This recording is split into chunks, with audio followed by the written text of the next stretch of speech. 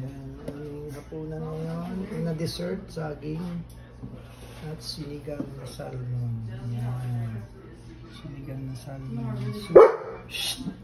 Sa mga bata, walang-wala eh. Tama na yung bread sa kanila. Kai! Kai! Bread. And salmon. Sinigang na salmon.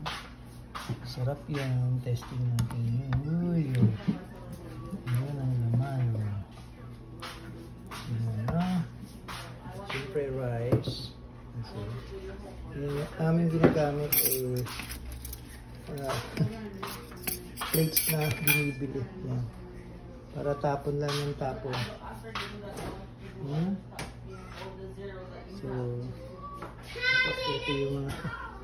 ito yung mga prutas namin. May orange, may permason, may saging, may apple, tapos ito yung mga drinks.